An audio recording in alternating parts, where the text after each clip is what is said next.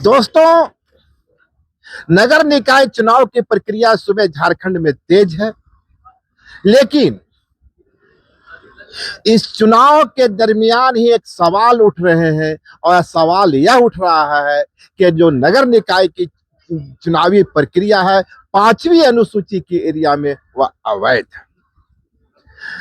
अब समझ चुके हैं। हमारे साथ फ्रेम में ग्लैडसन डुंगडुंग जी हैं। ग्लैडसन डुंगडुंग अभी आदिवासी फाइटर्स की कार्यशाला से बाहर निकले हैं और उसी कार्यशाला में यह जो बयान है ग्लैडसन डुंगडुंग के द्वारा ही दिया गया है। तो ग्लैडसन डुंगडुंग से ही जानने की कोशिश करते हैं कि जो 5वीं अनुसूची का एरिया है और वहाँ जो निकाय के चुनाव हो रहे हैं वह उनकी दृष्टि में असंवैधानिक क्यों है। जोहार। देखिए, वो मेरी दृष्टि का मामला नहीं है, ये पूर्ण रूप आपकी दृष्टि के इसलिए क्या कहा कि आदिवासी समाज का एक बड़ा तबका नहीं कहे 90% हिस्सा उसी निकाय चुनाव में हिस्सेदारी ले रहा है। जब हम लोग पेशा के दरमियान मूवमेंट चला रहे थे, हम लोग कवरेज कर रहे थे, उस दरमियान भी ये बातें आ रही थी कि चुनाव अवैध है। आज हम देखते हैं कि अवैध चुनाव बताने वाले तमाम चेहरे वो चुनावी प्रक्रिया का हिस्सा हैं। हाँ, तो ये भी दुर्भाग्य की बात है। और मैं आपको कहना चाहता हूँ, मैंने विगत कम से कम 1 साल से निरंतर कहा है कि झारखंड पंचायत राज अधिनियम 2001 और नगर पालिका अधिनियम, झारखंड नगर पालिका अधिनियम 2011 दोनों को संवैधानिक प्रावधानों का दुरुपयोग करते हुए, उसका अवहेलना करते हुए अनुसूचित क्षेत्रों में थोपा गया है। और उसके लिए मैं स्पष्ट आपको बताना चाहता हूं कि बार बार हमारे नेता कहते हैं कि देश संविधान से चलता है। तो मेरा सवाल है कि जब देश संविधान से चलता है तब ये बताया जाना चाहिए आदिवासियों को कि अनुसूचित क्षेत्र संविधान से क्यों नहीं चलता है। अनुसूचित क्षेत्रों में जो संवैधानिक प्रावधान किए गए हैं वहां के लिए विशेष रूप से, उसके आधार पर वहां का प्रशासन और नियंत्रण क्यों नहीं चलाया जा रहा है। अब स्पष्ट देखिए कि संविधान का अनुच्छेद 244(1) और उसके उपबंध 5वीं अनुसूची, उसी के तहत यहाँ पे प्रशासन और नियंत्रण चलना चाहिए। 5वीं अनुसूची के लिए अब बताइए, जब झारखंड पंचायत राज अधिनियम थोपा गया, इसको भी लॉजिकली देखिए। जब बिहार सरकार ने 1993 में बिहार पंचायत राज अधिनियम बनाया और राज्य के अनुसूचित क्षेत्रों में पंचायत चुनाव की घोषणा की, तब 2 क्रांतिकारी वकील डॉक्टर वसुदेव बेसरा और एर्नेस्ट मुर्मू संविधान के अनुच्छेद 243(m)(1) का आधार लेकर पटना हाईकोर्ट गए और उन्होंने कहा कि अनुसूचित क्षेत्रों में बिहार पंचायत राज अधिनियम को विस्तार करने का अधिकार नहीं है, क्योंकि 243(m)(1) के द्वारा प्रतिबंधित है। तो मेरा सवाल यह है, जब बिहार सरकार के द्वारा बनाया गया पंचायत अधिनियम अनुसूचित क्षेत्रों के लिए असंवैधानिक था, तो झारखंड पंचायत राज अधिनियम जो झारखंड विधानसभा के द्वारा बनाया गया वो कैसे वैधानिक हो गया।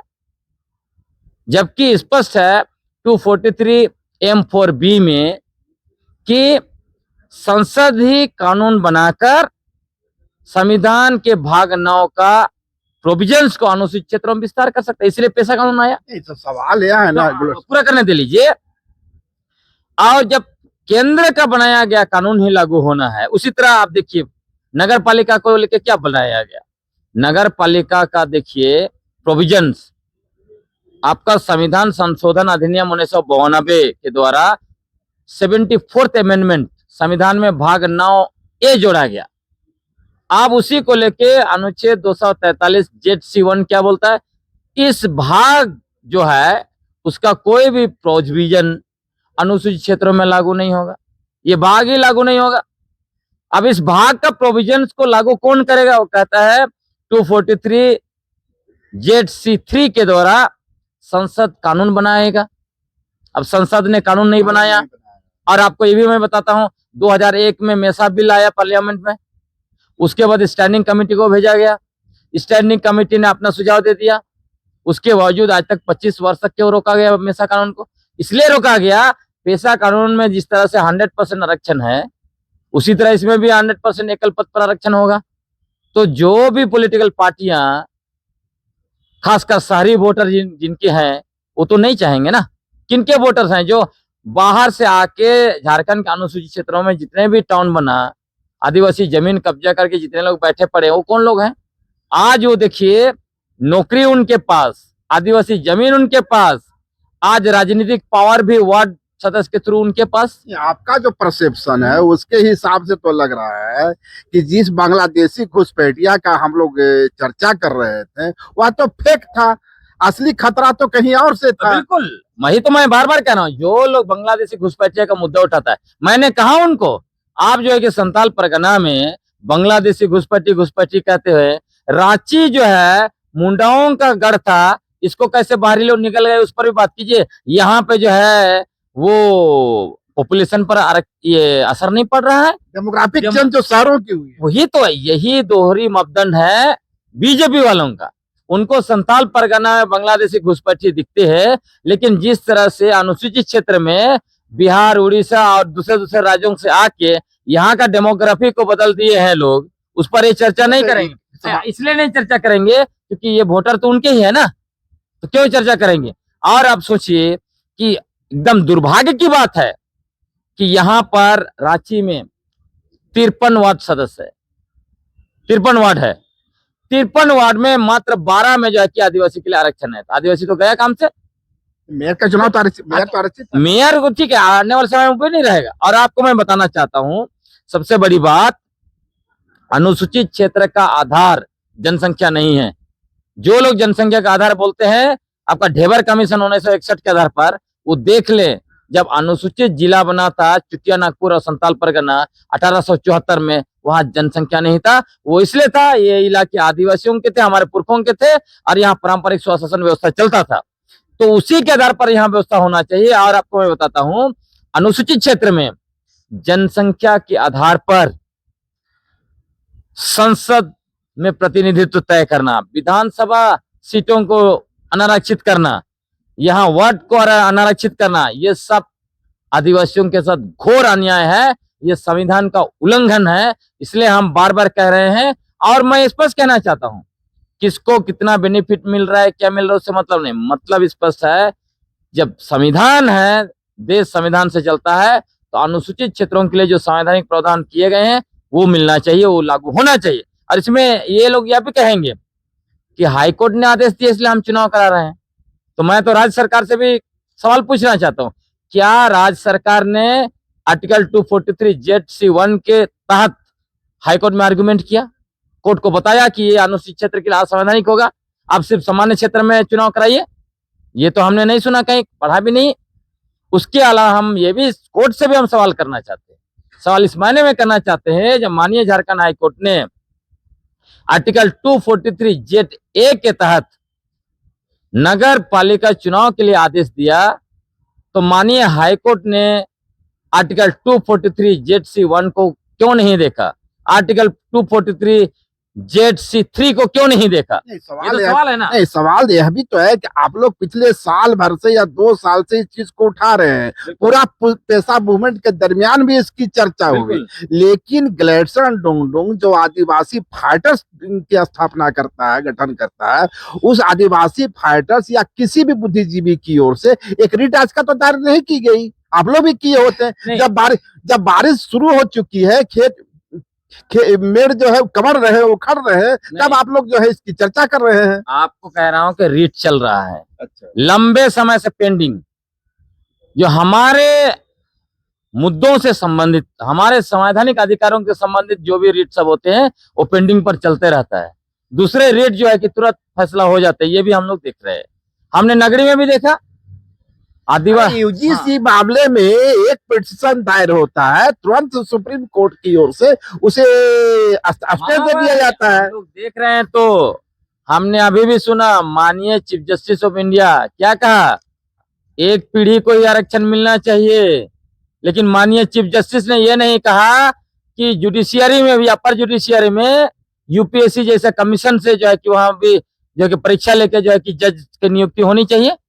कोलेजियम सिस्टम से ये लोग जो है कि 75 वर्षों से दादू से बाप से बेटा से पोता सब सुप्रीम कोर्ट हाई कोर्ट के जज बनते जा रहे हैं, आगे भी बनेंगे। पार्लियामेंट ने कोलेजियम सिस्टम को खत्म करने के लिए कानून पारित कर दिया था, यही सुप्रीम कोर्ट के जजों ने उसको खारिज किया ताकि इनके पीढ़ी दर पीढ़ी के लोग बिना परीक्षा दिए प्रमोशन से हाई कोर्ट और चीफ सुप्रीम कोर्ट के जज बने। और इधर कह रहे हैं कि आदिवासी और दलित को आरक्षण मिलता है, सिर्फ एक पीढ़ी को देंगे और दूसरा पीढ़ी को नहीं देंगे। ये न्याय कहाँ का है? ऐसे लोग न्याय करते हैं? हम लोग बात करें इस पे तत्काल जो निगम चुनाव रहा है, इस पर किनकी ओर से याचिका दायर की गई है?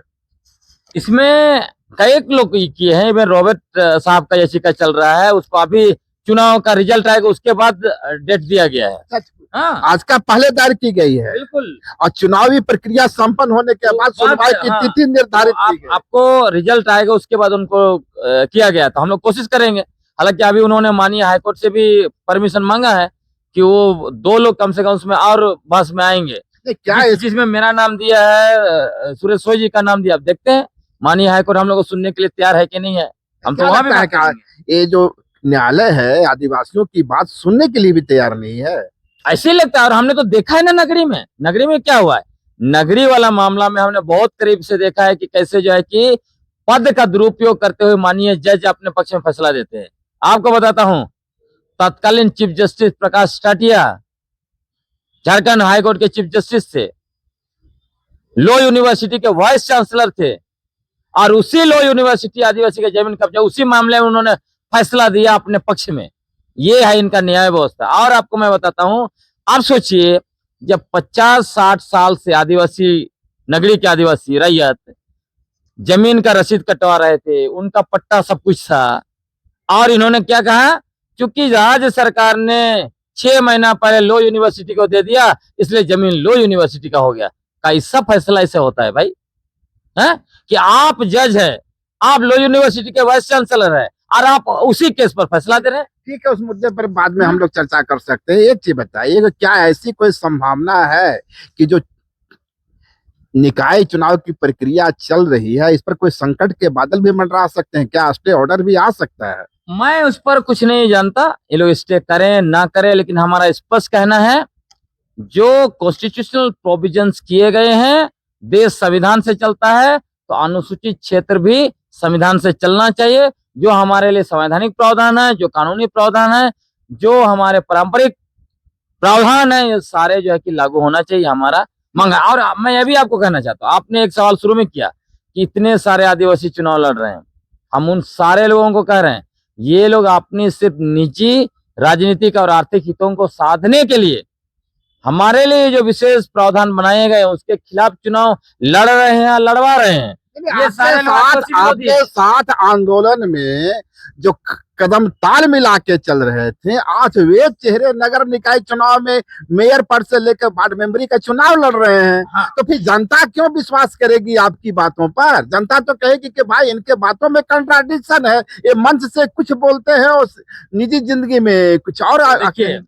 जो हमारे जब हम बात करते हैं उस भीड़ में कौन आ रहा है, अब उनके मन में क्या तो मैं नहीं जानता हूं, लेकिन आप इसीलिए अभी आपने देखा होगा हम लोग एकदम सॉलिड आदिवासी फाइटर बना रहे हैं। अभी आपने देखा होगा लगभग यहाँ पे 50 लोग आए थे, हर क्षेत्र में उनको संवैधानिक प्रावधान, कानूनी प्रावधान, सुप्रीम कोर्ट के जजमेंट, पारंपरिक अधिकार, जितने भी चीजें हैं हम लोग सारे चीजों से लैस कर रहे हैं। देखिएगा उसमें से एक भी इधर उधर नहीं जाएगा। अभी हमारा अगला 4-5 साल में बहुत जबरदस्त बौद्धिक आंदोलन खड़ा हो जाएगा, ये आपको दिखाई देगा, ये मैं गारंटी देता हूं। सवाल है कि आदिवासी समाज का जो संवैधानिक कॉन्स्टिट्यूशनल राइट है, इस आदिवासी समाज को बौद्धिक स्तर ऊंचा होने का इंतजार तो नहीं करेगा। अब आप कहते हैं 5 बरस 10 बरस लग सकता है, 15 बरस लगता है, तब तक तो आदिवासी समाज का सब कुछ लूट जाएगा। लेकिन मैं आपको कह रहा हूं, इसलिए तो हम लोग अभी बार बार क्यों बोल रहे हैं, ये जितने लोग चुनाव लड़ रहे हैं और चुनाव लड़वा रहे हैं, और आपने पेशा आंदोलन के समय भी देखा होगा, सुना होगा, आपने बहुत ज्यादा कवरेज किया था, मैंने लगातार कहा है, यदि झारखंड के अनुसूचित क्षेत्रों में विगत 25 वर्षों से असंवैधानिक तरीके से नियम नीति कानून थोपा जा रहा है, तो उसके लिए विगत 25 वर्षों के अंदर में जितने आदिवासी मुख्यमंत्री बने, मंत्री बने, नेता बने, विधायक बने, सांसद बने, यही लोग जिम्मेवार है। मैंने बार बार कहा है ना इस बात को, इन लोगों को हर मंच से कह रहे हैं, इन लोगों को एहसास दिला देंगे कि ये लोग हमारे लिए बनाए गए संवैधानिक प्रावधानों के खिलाफ खड़े हैं। ये लोग जो है हमारे लिए विशेष कानून है इसके खिलाफ खड़े हैं। हमारा जमीन, हमारा जंगल, खनिज संपदा, बालू, नदी सबको लुटवाने का ये लोग काम कर रहे हैं। आने वाले समय में देवेंद्र भाई ऐसा वक्त आएगा, इन लोगों को गांव के लोग ही जो है कि खदेड़ेंगे। देखिएगा ना, वक्त आने वाला है, चिंता मत कीजिए। हम लोग जो है कि इन लोगों से डरते भी नहीं। एक आपके मित्र होते हैं प्रेम शाही मुंडा जी, वे कहते हैं कि चुनाव की प्रक्रिया तो अवैध है, नगर 5th शेड्यूल में निकाय चुनाव की प्रक्रिया अवैध है, लेकिन क्योंकि आदिवासी समाज के लोग उसमें भाग ले रहे हैं और आदिवासी समाज को कॉन्स्टिट्यूशनल वे में जो इलेक्शन तरीके होते हैं उसकी जानकारी चाहिए, उसका ट्रेनिंग चाहिए, इसके लिए वे लोग समझते हैं कि थोड़ा समर्थन दे रहे हैं। देखिए, इसको मैं कहूंगा उनकी निजी राय है, लेकिन अगर इसको कड़े शब्दों में कहें तो वैसे लोग इस तरह की चीजें करते हैं जो वैचारिक रूप से मजबूत नहीं होते। और मैं आपको कहना चाहता हूं कि हमारा सबसे बड़ा दिक्कत यही है कि हमारे आदिवासी लोग, अधिकतर लोग बाहरी विचारधारा, राजनीतिक पार्टी, धर्म, ये सब में उलझ के रह गए हैं। कॉन्स्टिट्यूशनल प्रोसेस की जानकारी नहीं है, तो वो कह रहे हैं प्रेम शाही मुंडा जी कि भाई ये लोग उस चुनावी प्रक्रिया में हिस्सा लेकर उस प्रोसेस को सीखने की कोशिश कर रहे हैं। अच्छा, मतलब जो असंवैधानिक व्यवस्था है उसमें आप जाएंगे? उसमें नहीं जाएंगे, आप तो प्रशिक्षण देंगे ना। ये तो हर अलग चीज है, कम से कम प्रोसेस की जानकारी तो होगी ना।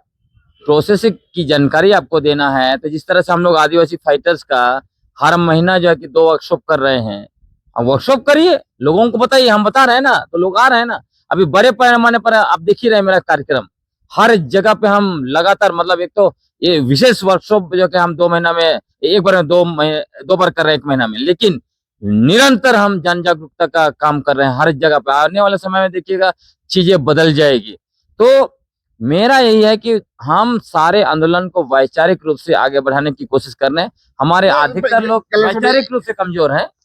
आप मानते हैं कि आदिवासी समाज वैचारिक रूप से? बिल्कुल बिल्कुल, इसीलिए ना इसे बिरसा का बारिश, जयपाल मुंशी मुंडा का बारिश, सिद्धो कानू का बारिश, जो अंग्रेजों के खिलाफ, यहाँ के बाहरी आबादी के खिलाफ इतनी बड़ी लड़ाई लड़ा, उसके वंशज वैचारिक रूप से कमजोर है। आपका बयान एकदम कंट्राडिक्शन नहीं, इसमें अधिकतर लोग वैचारिक रूप से कमजोर हैं, इसीलिए ये डिग्रेशन क्यों हुआ? डिग्रेशन इसलिए हुआ कि चूंकि आदिवासी, आप देखिए अब रांची में पूरे बाहरी लोग आए, शिक्षा व्यवस्था, सारे व्यवस्था, बाहरी व्यवस्था आ गया, तो इसमें स्वाभाविक सी बात है डिग्रेडेशन आएगा।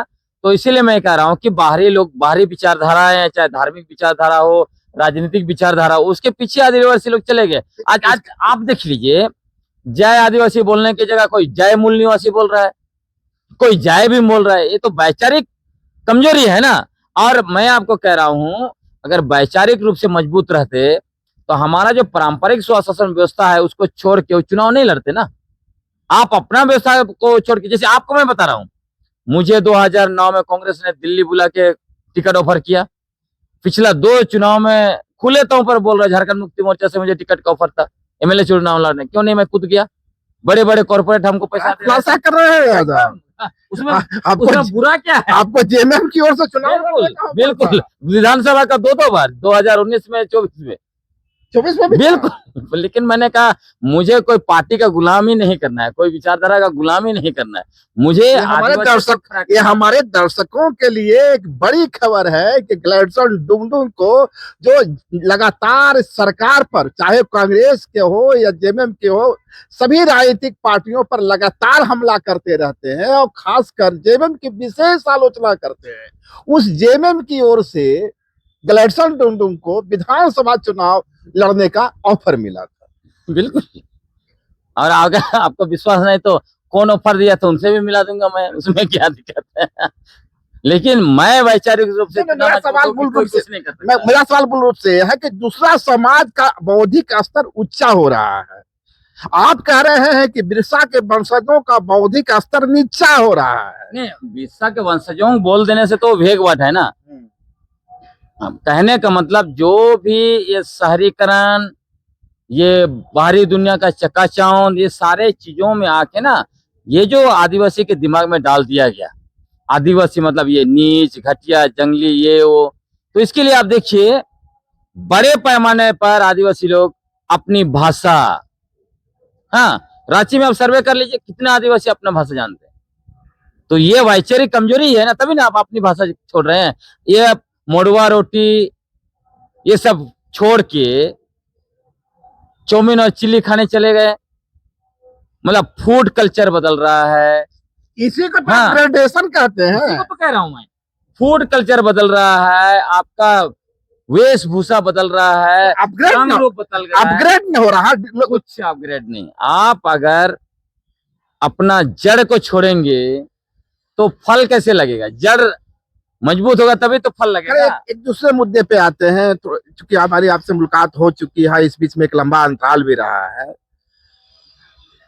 भागवत जी का जो बयान आया और जिस तरह उन्होंने सरना धर्म कोड की मांग को खारिज किया, एक अभी आदिवासी नेत्री हैं, उनकी ओर से आदिवासी राष्ट्र की मांग आई है सामने।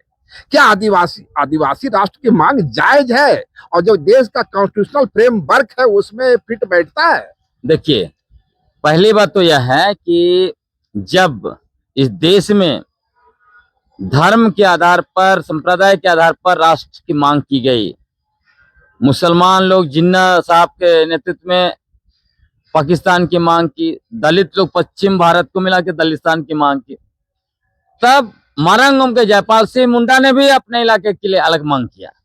लेकिन उन्होंने कहा कि हम अलग देश का मांग नहीं कर रहे हैं, लेकिन आदिवासी इलाके में हम स्वायत्ता की मांग कर रहे हैं। वहां पे मंत्री, मुख्यमंत्री से लेके हमारा विधायक, हमारा सांसद, हमारा थानेदार, हमारा एसपी, हमारा डीसी, कलेक्टर सब आदिवासी होना चाहिए। ये उनका अबुआ दिसुमा अबुआ राइज का परिकल्पना था। तो जहां तक आपने कहा आदिवासी राष्ट्र की मांग है, तो अगर इसको देखेंगे हिस्टोरिकल रूप में, दूसरा डीएनए रिपोर्ट भी बता दिया, अभी तो क्लियर कर दिया कि भारत में सबसे पहले आदिवासी लोग रहते थे 65,000 से 80,000 साल पहले। आर्य लोग जो आज हिंदू राष्ट्र बनाना चाहते हैं वो 3,500 साल पहले आए। तो यदि आपका शब्द में जुमा 4 दिन पहले आए हैं। हाँ, तो आप मुझको बताता हूं, यदि भारत को जाति, धर्म, संप्रदाय, नस्ल के आधार पर इसका राष्ट्रवाद घोषित किया जाए तो निश्चित रूप से भारत आदिवासी राष्ट्र है। नहीं, देश में तो हिंदू राष्ट्र की मांग तेज हो रही है। तो ये तो 3,500 साल पहले है, इनका राष्ट्र कैसे होगा? ये तो, और हिंदू राष्ट्र भी नहीं है, ये तो स्वर्ण राष्ट्र बनाना चाहते हैं हिंदू राष्ट्र के नाम पर। हिंदू शब्द को तो अब मोहन भागवत जी ने खारिज कर दिया। मोहन भागवत जी का ताजा बयान है कि हिंदू जो है विदेशी शब्द है। हाँ, तो मैं वही तो कह रहा हूँ कि ये लोग सनातन बोलेंगे, हिंदू बोलेंगे, जो भी बोलेंगे, ये एक्चुअली स्वर्ण राष्ट्र बनाना चाहते हैं। यूजीसी में दिखा दिया ना, यूजीसी इक्विटी रेगुलेशन 2026 जो आया, इसका लोग इतना बड़े पैमाने पर विरोध कर रहे हैं। अभी तो कह रहे हैं कि आरक्षण खत्म होना चाहिए, सब जो है कि एक तरह का कानून व्यवस्था होना चाहिए। तो एक तरफ कहते हैं गर्व से कहो हम हिंदू हैं, सनातन हिंदू है, दूसरी तरफ ओबीसी, दलित और आदिवासी का आरक्षण का विरोध करते हैं, इक्विटी बिल का विरोध करते हैं। आदिवासी का विरोध करते हैं तो ठीक बात है, कम से कम ये तो उनके वर्ण व्यवस्था के अंतर्गत नहीं आते हैं। पर दलितों का विरोध कर दिए, ओबीसी का विरोध कर दिए, थोड़ी सी बात ये हजम नहीं हुई। तो ये जो है कि अभी जो धर्म का नशा, धर्म का ओफियम खाए हुए थे खासकर ओबीसी और दलित लोग, उनका दिमाग में घुस गया कि ये लोग एक्चुअली हिंदू के नाम पर वोट लेना चाहते हैं और असल में स्वर्ण राष्ट्र बनाकर सवर्णों का सत्ता चलाना चाहते हैं। वही खेल है। आप देखिए कॉलेजियम सिस्टम क्या है, स्वर्ण लोग जो है कि 99% सुप्रीम कोर्ट में, पूरा अपर जुडिशियरी उनके कब्जे में, मीडिया उनके कब्जे में, सब कुछ कोई लोग कब्जा करना चाहते हैं, पूरा व्यापार जगत उनके कब्जे में, तो वो करना चाहते हैं। और जहां तक आपने कहा आदिवासी राष्ट्र, निश्चित रूप से भारत आदिवासी राष्ट्र है, लेकिन दूसरी बात, जिसने जी ये मांग की, नहीं, मैं खुलासा कर देता हूँ। ज्योत्सना करकेटा है, एक सोशल एक्टिविस्ट है, वो युवा पीढ़ी में निश्चित रूप से जो कल्चर है उससे वे प्रभावित हैं, उनकी संवाद अदायगी बेहतर है, युवा प्रभावित होते हैं। मोहन भागवत के बयान के बाद वो जो सरना धर्म कोड को लेकर उन्होंने बयान दिया तो इस पर ज्योत्सना करकेटा काफी गुस्से में थी और उनका कहना था कि जब हिंदू राष्ट्र की मांग हो सकती है तो आदिवासी राष्ट्र में क्या बुराई है, आदिवासी इस देश के पहला नागरिक है, प्रथम नागरिक है, बिल्कुल। तो यदि बनना ही है तो आदिवासी राष्ट्र बने। मेरा सवाल इस महज आपसे इतना है कि ज्योत्सना करकेटा एक नई नेत्री है, चीजों की उतनी समझ नहीं होगी, क्या ग्लैडसन डुंगडुंग भी इस बात में विश्वास करता है कि जिस तरह हिंदू राष्ट्र की मांग हो रही है उसी तरह आदिवासी राष्ट्र की मांग करना भी संविधान के दायरे में है? बिल्कुल है ही, ये भारत देश आदिवासी राष्ट्र है ही।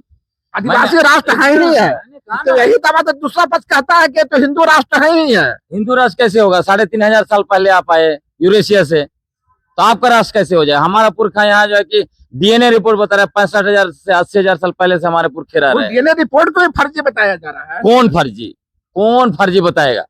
डीएनए रिपोर्ट को कौन फर्जी बताएगा? विदेश का रिसर्च है, देश में तो रिसर्च हुआ नहीं, एकदम रिसर्च। उस डीएनए रिपोर्ट में देश के साइंटिस्ट बसंत सिंधे जैसे लोग, डेक्कन कॉलेज जैसे शामिल है। आपका जो है कि कैलिफोर्निया यूनिवर्सिटी का रिसर्च है, उसमें कौन है? इंडियन साइंटिस्ट है।